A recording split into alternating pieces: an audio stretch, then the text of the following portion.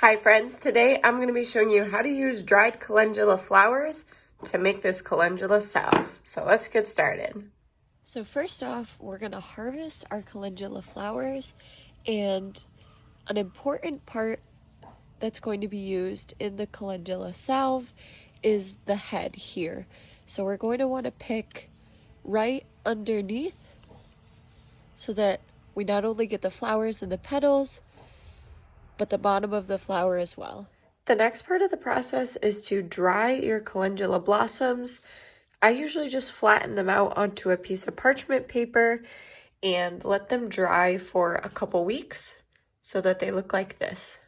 I typically don't wash the calendula flowers before setting them down to dry, just because that'll make the process take longer.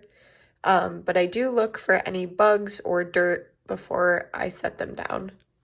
So after the calendula flowers dried, I had this bottle of olive oil and I just placed them in the bottle and let the bottle sit on the windowsill for about 3 weeks, giving it a good shake or turning it upside down every day just to make sure that the calendula flowers were fully immersed in the oil and getting a good mix. So while my jars are sterilizing in boiling water, I'm going to be chopping up this beeswax block that we got at our local farmer's market today.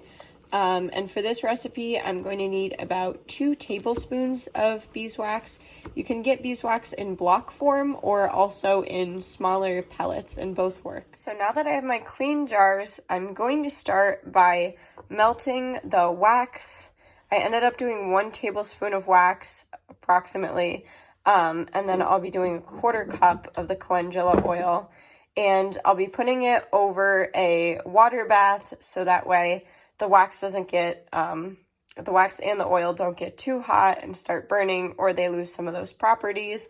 And I'll be straining my oil with a little cloth tea bag just because I don't have a cloth strainer or a regular strainer. In this mixture, I will also be adding a few drops of niaouli essential oil, which is French. It's similar to tea tree oil, but you can also use tea tree, lavender, chamomile, any essential oil that you'd like to add that is safe to use on skin. After letting it sit in the oil a little bit just to warm up, just because it was really hard to cut, I took the beeswax out and I chopped it up into little pieces.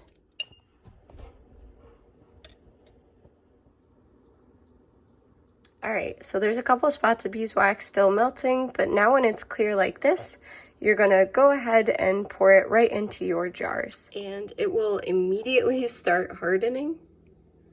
So you can tell it's starting to get hard on the sides already there. And you're just going to want to wait a few minutes. Alright, so this is a final product. We did have more than I expected, so I just left some in this mason jar. But I'll be using this as a lotion, and these can make really great little Christmas gifts. So I hope you guys enjoyed, and I'll see you in the next one.